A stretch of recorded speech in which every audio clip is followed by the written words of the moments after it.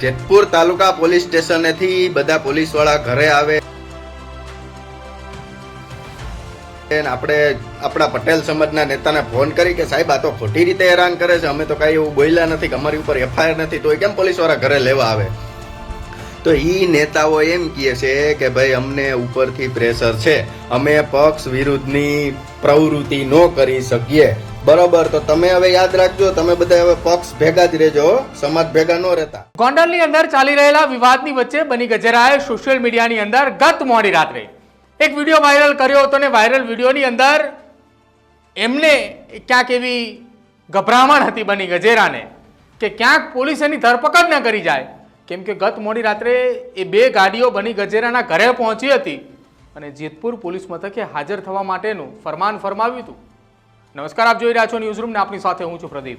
ગોંડલની અંદર છેલ્લા કેટલાક સમયથી વિવાદો ચાલી રહ્યા છે અને આ વિવાદોની વચ્ચે અનેક એવી ચર્ચાઓ થઈ, અનેક પાટીદાર સમાજના આગેવાનોએ પોતાનું મૌન તોડી અને ખુલીને સામે આવીને જવાબ પણ આપ્યા. જો કે આ તમામ વાતની વચ્ચે ગત રવિવારના રોજ એક એવી ઘટના બની કે જેના કારણે એ ગોંડલની ચર્ચાઓ ખૂબ થઈ. ગત રવિવારના રોજ અલ્પેશ ઢોલરિયાનું એ નિવેદન હતું કે અહીંયા અમારો ગણેશ તૈયાર બેઠો છે, અહીંયા કોઈ લાલ ટપકાવીને બેસવું નહીં અને ગણેશને અમે ખભે બેસાડીને ચિતાડીશું. આ નિવેદન બાદ સોશિયલ મીડિયાના માધ્યમથી બની ગજેરાએ એક વિડીયો શેર કર્યો કે પાટીદાર સમાજના આગેવાનો પાસે ખભે બેસાડવા માટે નિખિલ દોંગા છે. જો કે ત્યારબાદ બની ગજેરાએ સોશિયલ મીડિયાના માધ્યમથી અલગ અલગ વિડીયો બનાવ્યા અને તેને વ્યંગ વ્યક્ત કર્યો હતો અને વ્યંગની અંદર સૌથી પહેલો વિડીયો એવો હતો કે અલ્પેશ ઢોલરિયા અને નિખિલ દોંગાની સાથે ખોડિયારના એ 3 ફોટા હતા અને ફોટાની સાથે જ તેને અલ્પેશ ઢોલરિયાને એવું કહ્યું કે અમે એમને નાત બાર મૂકીએ છીએ અને નિખિલ દોંગાને અમારા આગેવાન બનાવીએ છીએ. જો કે આ તો આખો એક વ્યંગ હતો અને સોશિયલ મીડિયાના માધ્યમથી તેને એ વિડીયો શેર કર્યો હતો.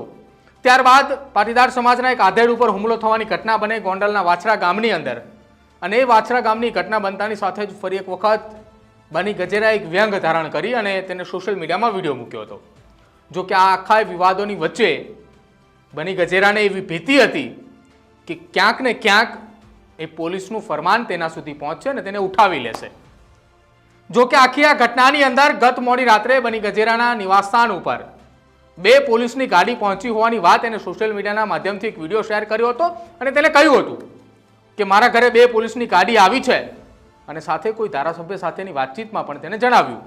પરંતુ હવે આખા આ તમામ વાતોની વચ્ચે બની ગજેરા એ તેના એડવોકેટ દિનેશ પાતર સાથે જેતપુર તાલુકા પોલીસ મથકે પહોંચ્યો છે.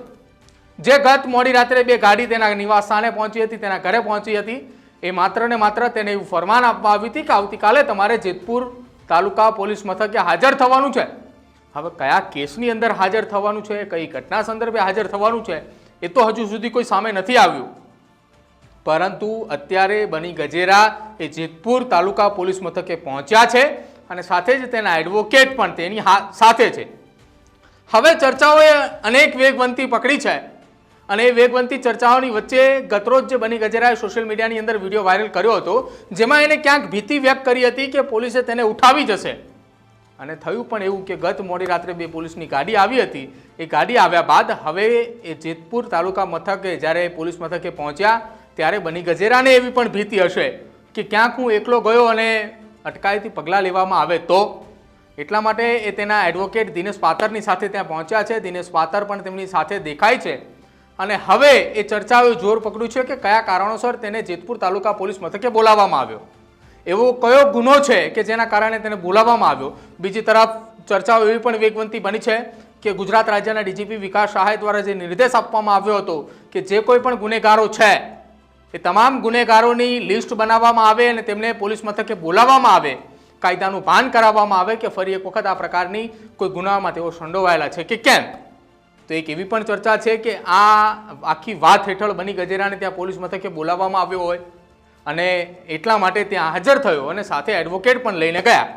પરંતુ હવે જોવાનું રહેશે બની ગજેરાના એડવોકેટ દિનેશ પાતરે સામે આવીને ખુલાસો કરે છે કે શું આખી ઘટના હતી એ, કે પછી ખુદ બની ગજેરા જ એ તેની વાત મૂકી પોલીસ મથકની અંદર અને ત્યારબાદ બહાર આવીને એ મીડિયા સમક્ષ વાત કરે છે કે કયા કારણોસર તેને બોલાવવામાં આવ્યા હતા. પરંતુ જો આપ આખી ઘટના મામલે કંઈ જાણતા હોય કે બની ગજેરાને જેતપુર તાલુકા પોલીસ મથકે કયા કારણોસર બોલાવવામાં આવ્યા છે તો જરૂરથી અમારા કમેન્ટ સેક્શનની અંદર જરૂર જણાવજો. જોતા રહેજો ન્યૂઝરૂમ. નમસ્કાર. જેતપુર તાલુકા પોલીસ સ્ટેશનેથી બધા પોલીસવાળા ઘરે આવે.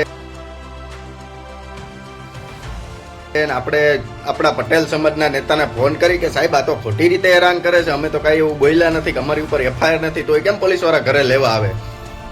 તો ઈ નેતાઓ એમ કહે છે કે ભાઈ અમને ઉપરથી પ્રેશર છે, અમે પક્ષ વિરુદ્ધની પ્રવૃત્તિ ન કરી શકીએ.